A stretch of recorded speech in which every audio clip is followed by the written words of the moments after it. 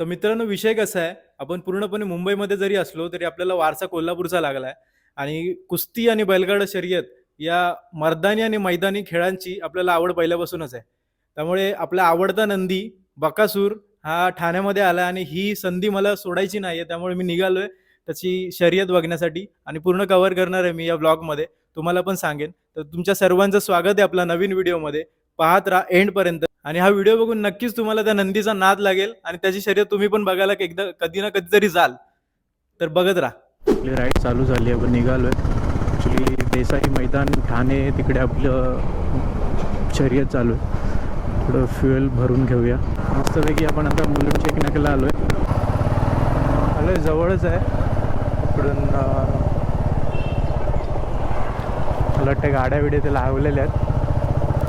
हा रोड इकडून येतो आपण सरळ स्ट्रेट आणि इथून राईट मारलं की या साईडला मैदानाकडे जातो.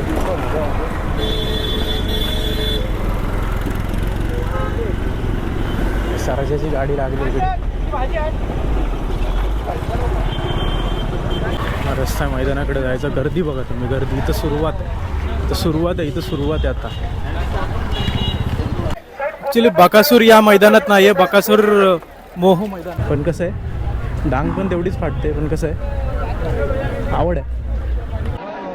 तर मित्रांनो आपल्याला पहिलं वाटलं बकासूर या मैदानावर देसाई मैदानावरती येणार नाही आहे, पण बकासूर आला आहे आणि आता त्याचा पहिला जोडचा सर्जा याच्यासोबत आहे. दोघं जण पळताना आपल्याला दिसणार आहे. तर आता बघूया आपण पुढे जाऊ. बकासूरची अखंड हिंदुस्थानला वेळ लावणारा बकासूर.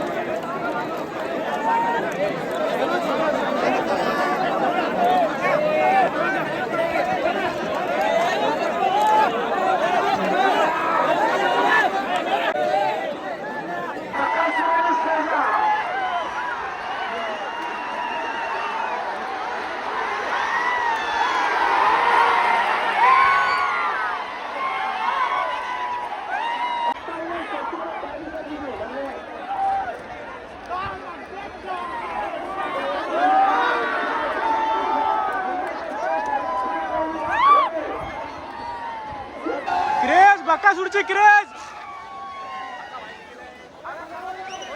बकासूर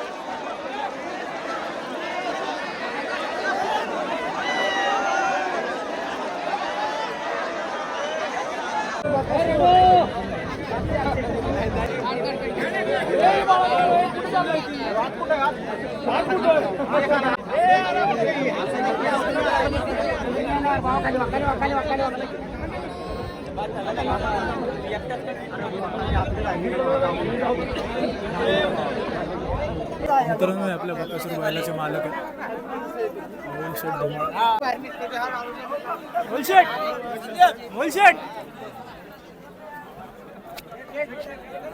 तर नमस्कार मित्रांनो, आत्ताच आपण बकासूरचा थरार बघितला.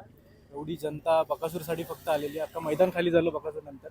तर आपण त्यांच्याच गावातल्या आपल्या दोस्तांना विचारूया की त्यांना बकासूरबद्दल ते काय म्हणतात ते बघूया आपण. माझं तुषार खरात. आम्ही बकासूरचे मोठे फॅन आहे. आम्ही सातारावरून आलोय. बकासूरचं स्टार्टिंग पासून म्हणजे कसं होतं? बकासूरचा स्टार्टिंग पहिल्यांदा पळाला होता पेडगाव मध्ये. त्यांचा घरचाच काळा खोंड पळाला होता. सोन्याची आणि सुलतानची गाडी पळत होती. त्याला टप दिला होता गाडीनं बकासूरनं कडनं पळून. सोन्या 50-50. सोन्या 50-50 आणि सुलतान सुनील मोरेचा सुलतान. आतापर्यंत म्हणजे किती वेळा हिंद केसरी आपलं बकासूर? आता हिंद केसरी दसम हिंद केसरी आहे.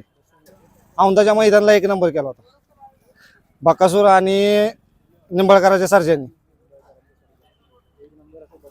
हा निंबाळकर सर. आता एक प्रश्न सांगा मला, तुम्ही पण म्हणजे त्यांच्यामध्ये हो त्यांच्यामध्ये असतो. एवढी सगळी गर्दी असते, एवढं फॅन फॉलोइंग असतं, काय त्रास वगैरे होतो का? लय त्रास होतो पब्लिकमुळे. लय त्रास होतो पब्लिकला हटवायला. आत्ताच तुम्ही बघितलं पब्लिक किती बैल तोडून छकडा तोडून आतमध्ये गेला.